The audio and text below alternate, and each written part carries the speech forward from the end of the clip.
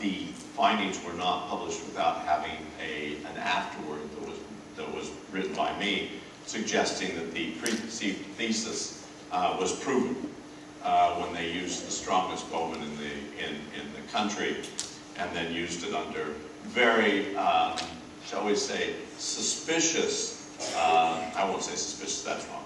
They used modern wood for the bow, modern bowstring, modern, and then used a lesser iron on the armor and did not move it, so it was straight. So Mark got to fire straight at something because all Frenchmen stood and waited for the English to do precisely that. I think the funniest series of trials was the ones done by Mike Lodes who I don't have any respect for, but Mike Lodes, who did a show called The Weapons That Made England. And he started with his longbow at 100 feet, not meters, but 100 feet, fired it, and it bounced off. Every single time it bounced off the piece of metal he had sitting straight like the French would do. And he moved to 75 feet, bounced off, moved to 50 feet, bounced off, moved to 25 feet, penetrated a quarter of an inch. And on that, he decided Agincourt was won. Now, I would suggest if you all go home, no, I won't say this because California would probably get in trouble. Next time you're digging a sliver out of your finger, you will go a quarter inch in. And tell me if that debilitated you enough so that you would allow an Englishman to come up and knife you in the eye. Recent test by the Royal Armies, where they actually took a moving dummy with padded gambeson underneath mail, showed that no penetration of any weapon except for the crossbow bolt fired by a steel crossbow occurred. That every time a bodkin from a longbow hit, it curled on itself and became a little pig's tail. Some of these were published in the Arms in Action series, which has been shown on US TV. Others have not been. But they even took a sword and smashed into the mail, and it gave nothing. It moved with the body. It would have bruised, but nothing was penetrated. Spike TV, in their Deadliest Warrior series, asked me some suggestions for that, and I said, do the same thing. And they were not able to penetrate with a sword or with any longbow. I would suggest that, and by the way, the recent tests done at Reading University on Curboli, which was discovered to be hardened rawhide, showed no penetration of anything from a longbow or a shortbow. Our steel crossbow did crack, this being cloth armor that was treated, like I said, hardened rawhide. So I think tests are always going to be suspect, either one side or the other.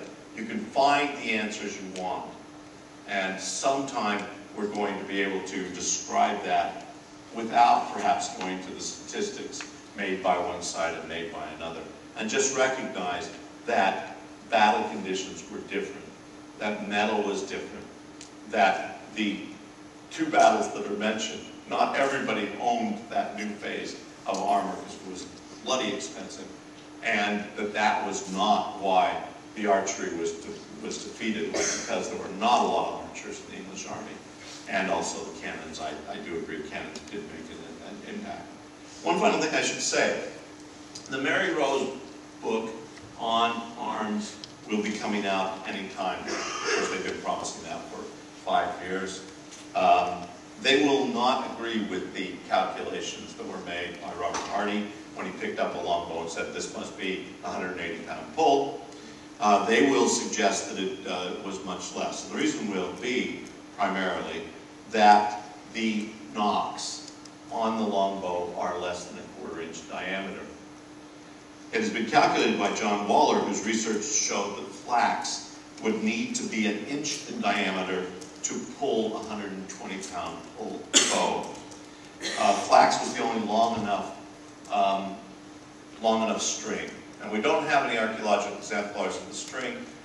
It has been assumed it was hemp, but hemp is not that long and would have had to be braided. And every time it's braided, it loses power. Hemp would have needed to have similar size and diameter. There are no modern equivalents. And every time tests are done, modern bowstrings using modern materials are used. Beyond that, there was no necessity to knock down or to kill these people. Enfilading fire is great, except that it didn't stop the charges. Every single one of them seems to hit the lines. So if it was not effective there, why was it not tried elsewhere? It was used for different purposes. Remember, the Mary Rose, on the Mary Rose, it's sailors finding sailors. If you wear armor on an opposing ship, the moment you go overboard, you go straight to the bottom. So people did not wear armor.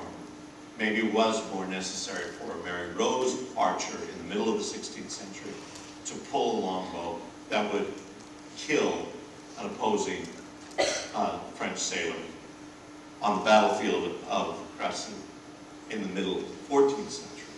This was not a necessity. Okay, if we could have this microphone turned live. Okay. All right, we now come to question time. Questions from you for Dr. Rogers or Dr. DeVries, or questions from one of them to the other. First, the audience at Cassandra. Do we have people with mics? Very good. So, any questions? Or are you all shy? Shocked. Rich, I can't believe you're shy. Don't you have a question, Rich? One in the middle. Go ahead. Jimmy, give Rich and then whoever's back there.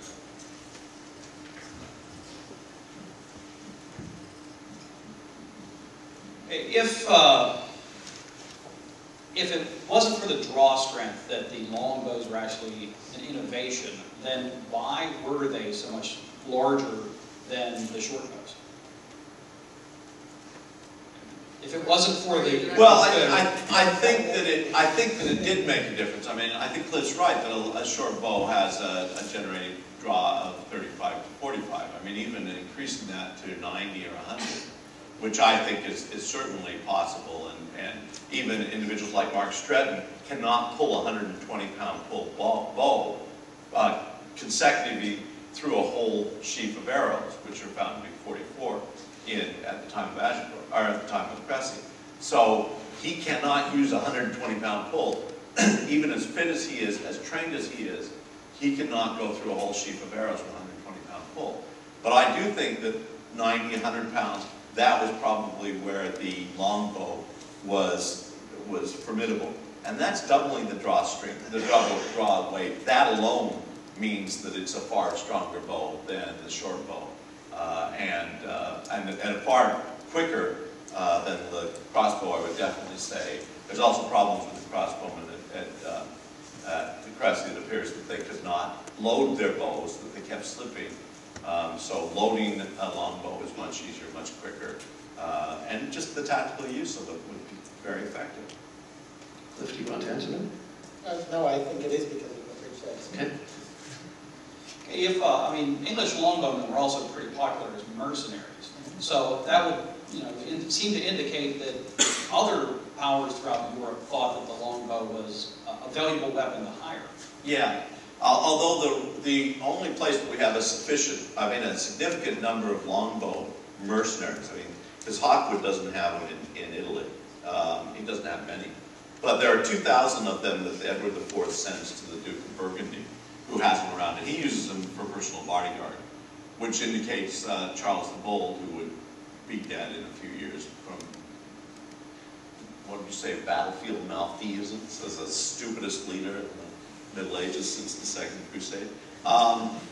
Charles the Bold was using them to protect himself from personal attacks on and off the battlefield.